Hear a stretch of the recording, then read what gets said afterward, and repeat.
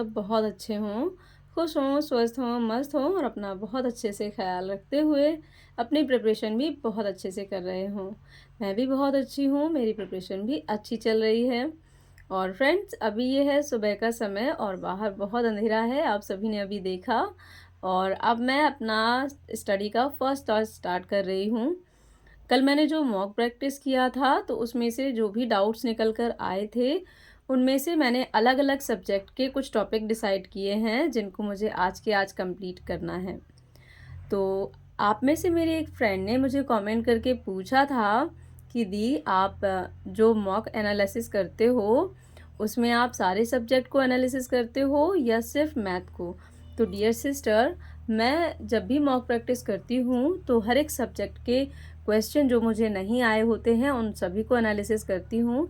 हालाँकि जो mock practice मैं अभी लगा रही हूँ, उसमें हर एक मॉक के बाद उसका जो डिटेल में क्वेश्चन का आंसर दिया रहता है, तो मुझे गूगल सर्च नहीं करना पड़ता है। फिर भी अगर कोई ऐसा क्वेश्चन जिसका आंसर बहुत ही शॉर्ट में दिया होता है और अगर वो मुझे नहीं आया, तो उसको मैं गूगल सर्च करके उसकी थोड़ी-सी डिटेल चेक कर लेती हूँ, ताकि उससे बनने वाले साइड वाइज़ जो क्वेश्चन हैं, वो मेरे गलत ना हों। तो मैं ऐसे ही एनालिसिस करती हूँ मॉक का। पहले मैं उसको सॉल्व करती हूँ, 2.5 से 3 घंटा लग जाता है। अभी मुझे 2.5 घंटे से ज़्यादा ही टाइम अभी लग जाता है मुझे सॉल्व करने में, और धीरे-धीरे मैं टाइमर लगाकर उसको सॉल्व करना स्टार्ट करूँगी। लेकिन अभी मैं विदाउट टाइमर ही मॉक प्रैक्टिस करती हूँ। और जो भी मॉक में मेरे डाउट निकल कर आते हैं, उनमें से हर एक सब्जेक्ट से कुछ टॉपिक मैं डिसाइड कर लेती हूँ, जितना भी मैं 1 दिन के अंदर-अंदर कंप्लीट कर पाऊँ, उतना उन उसको डिसाइड करने के बाद फिर 1 दिन के अंदर-अंदर मेरी पूरी कोशिश रहती है, मेरे जो भी टॉपिक्स हैं, उनको मैं कंप्लीट कर लूँ। तो इस तरह से मेरा मॉक में से जो भी डाउट निकल कर आता है, वो हर एक मॉक के साथ धीरे-धीरे डाउट्स जो हैं, वो क्लियर होते जाते हैं और अगले मॉक में जो है क्वेश्चन में प्रॉब्लम नहीं होती है, क्वेश्चन को सॉल्व करने में दिक्कत नहीं होती है।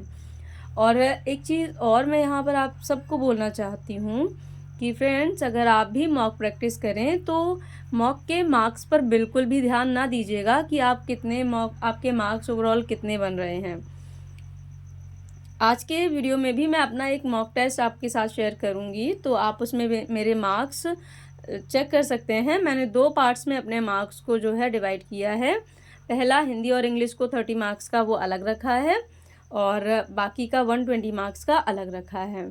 तो अभी ये रात का समय है और इस टाइम पे मैं मॉक प्रैक्टिस करने का स्टार्ट कर रही हूँ टाइम, क्योंकि मैंने आज दोपहर में जो भी मेरे डाउट्स थे पिछले मॉक के, उन सबको पढ़ा है और उसको पढ़ने के बाद आज मैं अब रात में नेक्स्ट मॉक प्रैक्टिस कर रही हूँ। आज मैंने दिन में कोई भी और वीडियो शूट नहीं कर पाया था, क्योंकि मेरे पास जो टॉपिक्स थे वो थोड़े से ज़्यादा थे और उनको थोड़ा सा कंप्लीट करने में मुझे टाइम लग गया था।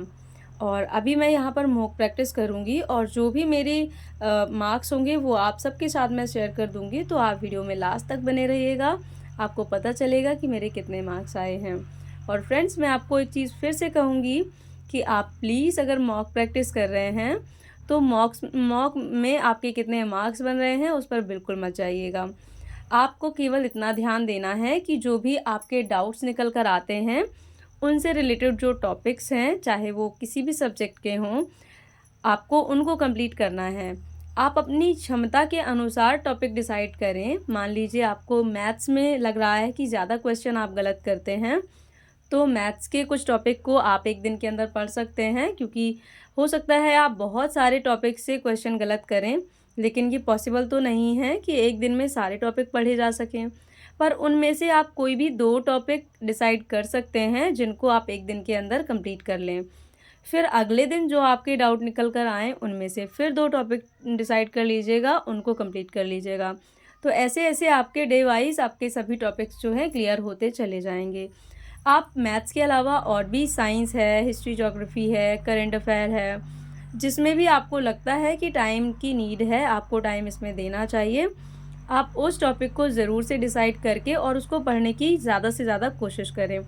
मैं भी अभी यही करती हूँ, पहले मॉक दे देती हूँ, फिर इसके मार्क्स जो हैं वो तो मैं आप सबको दिखाने के लिए ही कैलकुलेट करती हूँ, अदरवाइज़ मैं कैलकुलेट भी ना करूँ। अगर आप जो है किसी को आपको शो नहीं करना है तो मैं आपसे यही कहूँगी कि आपको मॉक प्रैक्टिस करना ज़रूर है, पर उसको कैलकुलेट मार्क्स को कैलकुलेट ना करें, बल्कि आप ये देखें कि आपने कौन से क्वेश्चन गलत किए हैं। कई बार ऐसा भी होता है कि हम बहुत सारे ऐसे क्वेश्चन गलत कर देते हैं जिनमें हमें थोड़ा-सा डाउट होता है और हमारा डाउट लास्ट पे थोड़ा-सा डिस्टर्ब हमें कर देता है और जिसके चलते हम आंसर गलत चूज़ कर लेते हैं। तो पहले आप उन टॉपिक्स को देखें जिनमें आप थोड़ा-थोड़ा कन्फ्यूज़ होते हैं। अगर आप ऐसे करेंगे तो आपके जो थोड़े-थोड़े डाउटफुल टॉपिक्स हैं वो जल्दी कवर हो जाएँगे। इसके बाद जिन टॉपिक्स में आपको टाइम लगता है उनमें थोड़ा-थोड़ा करके टाइम दें, ताकि जब तक एग्ज़ाम आए तब तक आपके वो टॉपिक्स जो हैं वो अच्छे से क्लियर हो जाएँ।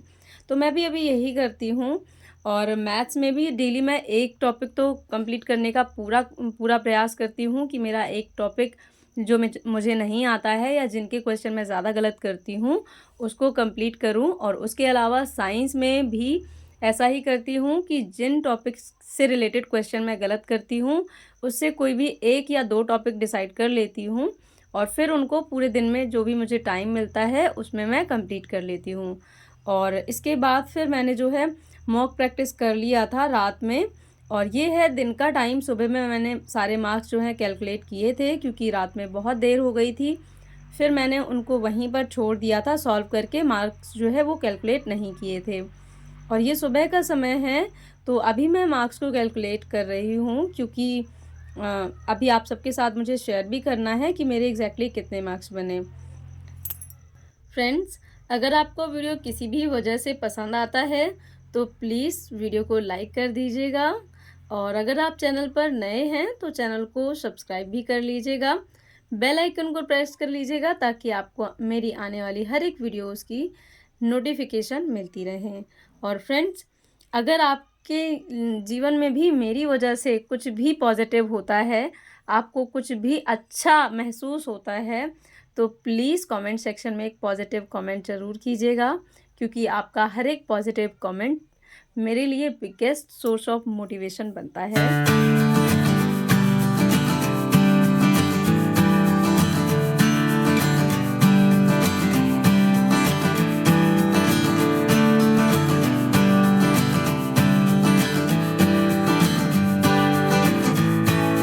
आप में से बहुत सारे लोग बहुत सारे कमेंट करते हैं, तो आप में से एक प्यारी सी सिस्टर ने मुझे कमेंट किया था कि उनके एग्ज़ाम में अभी 3 महीने बचे हैं, वो कैसे अपनी स्टडी मेंटेन करें।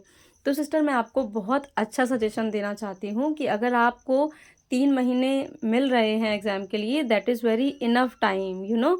तो आपको क्या करना है, आपको हर एक दिन अपने लिए बहुत अच्छा सा डे प्लान करना है और उसको फॉलो करना है। कम से कम एक टॉपिक तो आपको कंप्लीट करना ही है। तो यहाँ आप देख सकते हैं मेरे मार्क्स 24 मार्क्स आए हैं हिंदी और इंग्लिश को मिलाकर, जो कि पिछले प्रैक्टिस सेट से 2 मार्क्स इंक्रीज़ हुए हैं इसमें।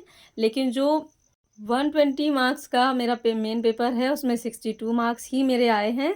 पिछले मॉक टेस्ट से कम हो गए हैं, लेकिन कोई बात नहीं, इंक्रीज़ हो जाएंगे। तो फ्रेंड्स, आज का वीडियो यहीं तक, मिलती हूँ फिर किसी और अच्छे से व्लॉग के साथ। Bye bye.